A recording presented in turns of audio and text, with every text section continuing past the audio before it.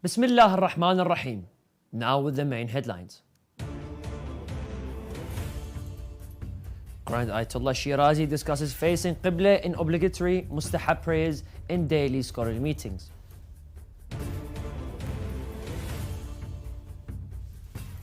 World Shirazi Foundation sends message to G20 leaders.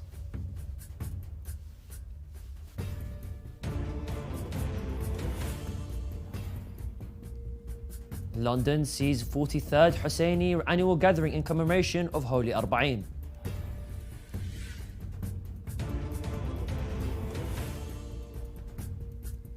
Scholarly delegation from Lebanon hands shield of appreciation to Imam Hussein Media Group.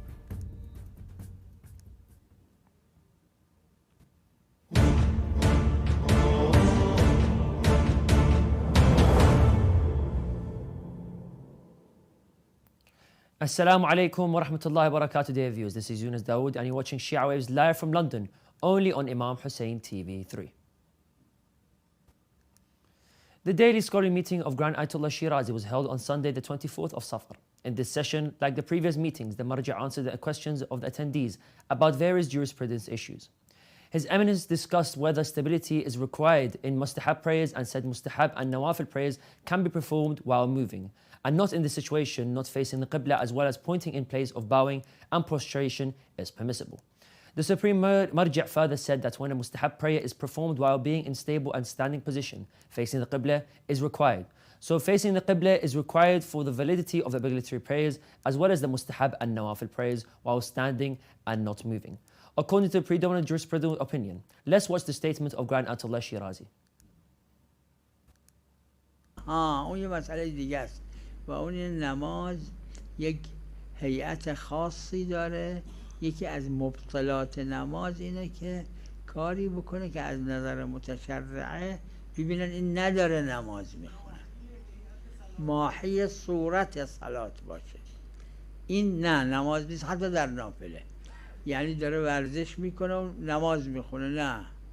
یا داره فوتبال بازی میکنه و نماز میخونه، نه. اگر راه میره فوتبال بازی میکنه، نه. یعنی باید ماهی صورت صلات نباشه، اگر نه اون در نافل هم میاد.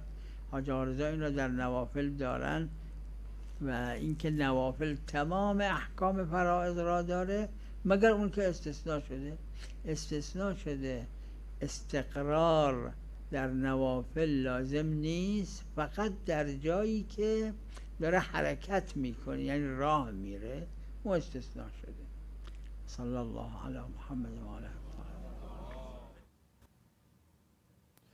The World Shirazi Foundation has called on all members of the G20 to place on the top of their agenda proposals to end the state of danger in the world, especially the war in Ukraine and its disastrous political and economic consequences. The foundation said in its message sent to the G20 members being held in New Delhi, a copy of which was obtained by Shia Waves agency, that we all undoubtedly know that the current war in Ukraine and its potential disastrous consequences, a war that will no winner and there will be no parts will regret it, calling out on all parties to put fair solutions to end the war ongoing in Ukraine. The foundation also called on all members to work on solving all climate and economic problems and to put forward international political rules which support developing countries and to assist them to move out of their deplorable conditions. It highlighted that nearly half of the world countries are now suffering from the imperialistic economic policies of the great powers. Africa is a vivid example in addition to other countries in Asia and Latin America. The Shirazi Foundation points out that the legal, humanitarian and moral responsibility is largely on the G20 leaders due to their political, social and economic influence on all humanitarian levels. London, the capital of England, witnessed the largest gathering of the followers of Ahlul Bayt alayhim salam on the occasion of the Husseini Arbaeen. This 43rd annual gathering in London is known as the largest Islamic gathering of Muslims in Europe, which was attended by a large number of Shi'is of Ahlul Bayt alayhi salam and members of the Muslim community, said a statement by the organizers of the event. The statement, which highlighted the presence of mourners from all walks of life, also read, the purpose of holding this large gathering is to introduce to the whole world Imam Hussein alayhi salam and his important values, the oppressions he suffered, the sacrifices he made, and critical facts surrounding the eternal event of Ashura.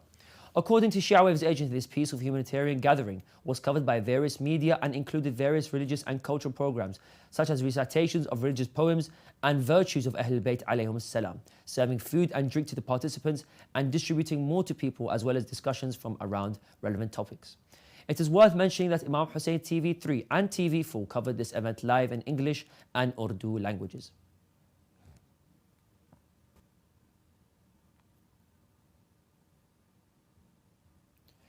Let's take a look back at today's main headlines.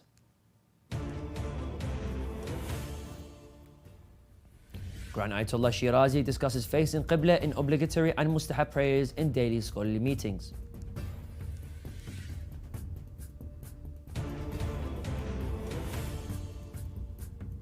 World Shirazi Foundation sends message to G20 leaders.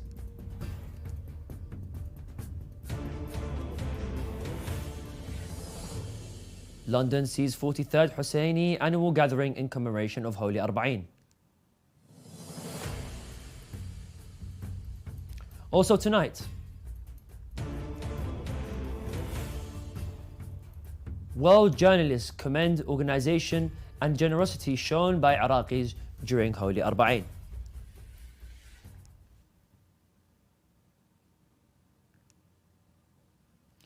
The president of Sayyid al-Awsiyat complex and Qamar al-Ashira Husseini in the Lebanese city of Ba'labek, as well as his accompanying delegation, have awarded Imam Hussein Media Group the Shield of Honour and Appreciation for its tireless efforts in spreading the message of the Master of Martyrs alayhi salam to the entire world.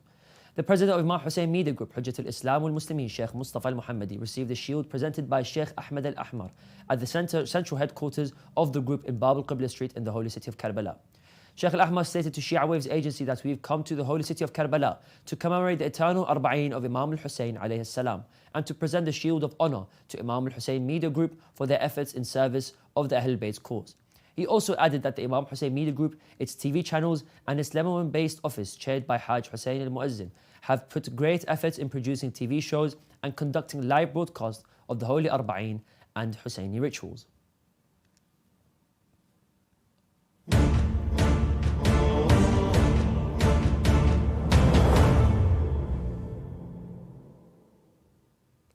And now we continue with some short news.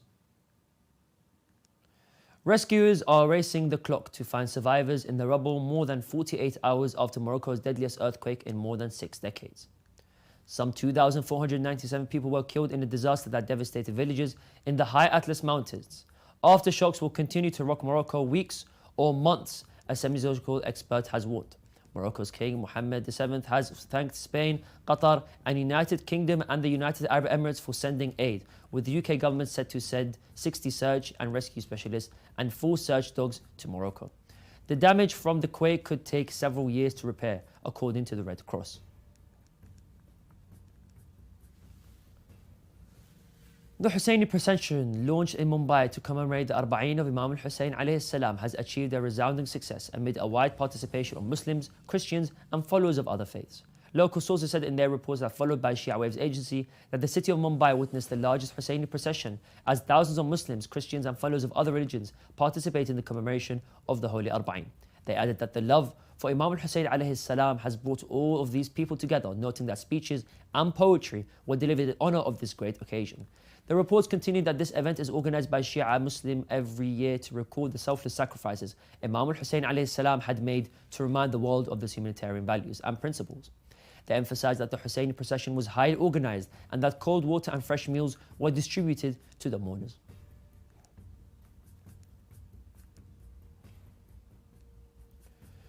UNICEF's representative in the Democratic Republic of Congo condemned on Friday the heinous acts of violence against children. The children are becoming more normalized to sexual violence, forced displacement, and access to basic necessities like clean water, education, and healthcare severely disrupted. Henrietta Fore, UNICEF's executive director, has called for immediate action and aid in response to this ongoing crisis. She emphasized that an entire generation is at stake, with the trauma these children endure having long-lasting consequences for their development and their nation's stability. The Democratic Republic of Congo continues to be the countries with the highest number of serious violations against children, as indicated by the UN's annual report on children and armed conflict. The report released in June revealed that 3,377 incidents of human rights abuses against children, according to Save the Children, abducted children were either placed on the front lines or deployed as guards or spies.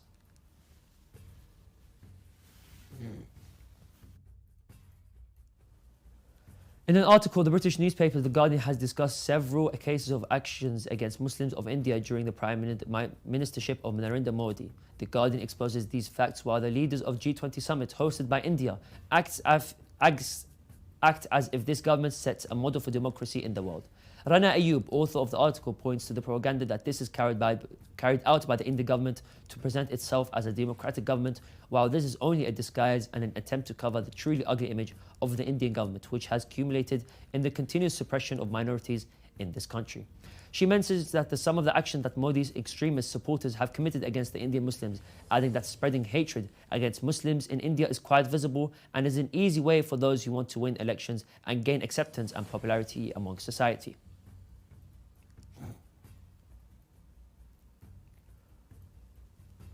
Misbah al-Hussein Foundation for Relief and Development continues to provide services and including food, water and housing to Arbaeen pilgrims as they continue to arrive in the holy Karbala after the Arbaeen occasion of this year.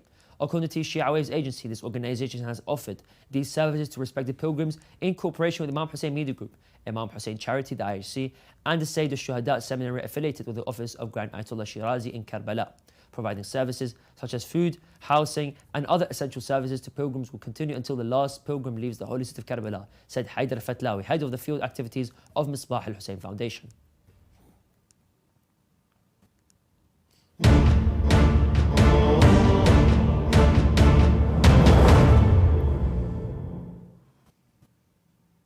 Arab and foreign journalists have commended Iraq and its people for the safety and generosity they had shown during the holy Arbaeen of Imam Hussein alayhi salam in the holy city of Karbala and other provinces. The pilgrims trekked to arrive to the holy shrine, emphasizing that this pilgrimage changed the common stereotype about Iraq and the Iraqis.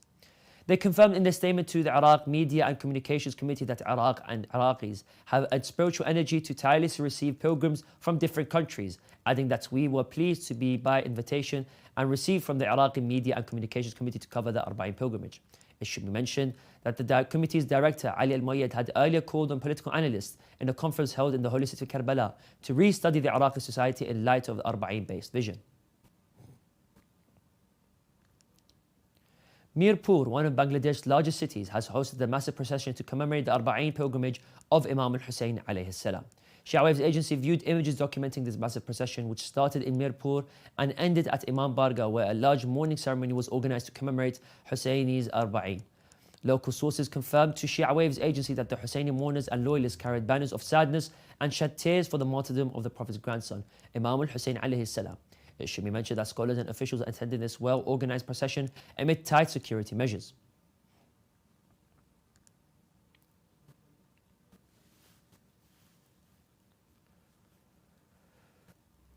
The sacred shrine of Amir al-Mu'mineen Ali ibn Abi Talib alayhi salam in the holy city of Najaf was covered with black flags and banners in commemoration of the sorrowful martyrdom of the Holy Prophet salawatullahi wa salamu alayhi. Reported Shia Waves agency also that after the Hussein Arbaeen pilgrimage in the holy city of Karbala, Al-Abbas and Imam Hussein holy shrines are preparing to commemorate the martyrdom of Rasulullah salamullahi wa salawatuhu alayhi. On the 28th of the month of Safar, Muslims in different countries of the world prepare themselves to mark this occasion with the special programs in Husseyniyat and Islamic centers worldwide, as well as the blessed shrines in Iraq, Iran and Syria.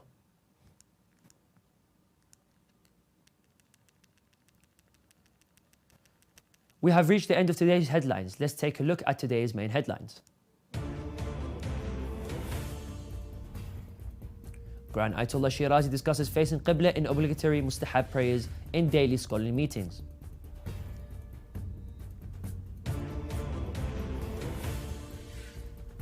World Shirazi Foundation sends messages to G20 leaders.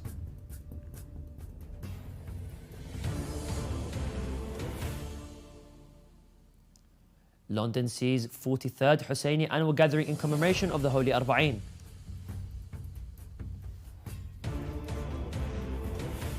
Scholarly delegation from Lebanon hands shield of appreciation to Imam Hussein Media Group.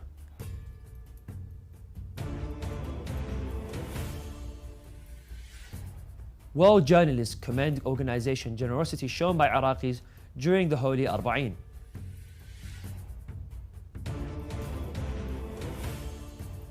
Shias of Bangladesh organized Husseini procession to commemorate Imam Hussein's Arbaeen.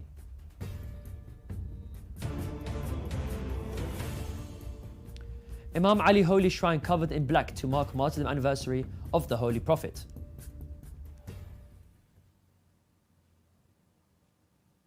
You can view the latest news on our website, or you can send news of your city or country to be published on a news agency. Contact us on the numbers at the bottom of your screen. Thank you for watching, and we pray to Allah the Almighty to hasten the reappearance of the Mass of our time. Wassalamu alaikum wa rahmatullahi wa barakatuh.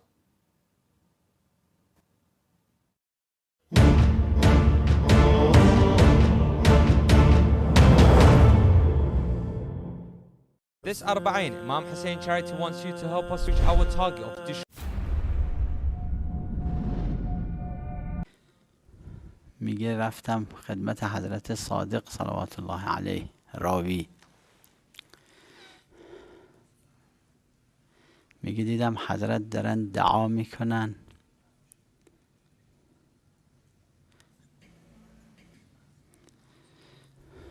با خدا صحبت میکنن و اشک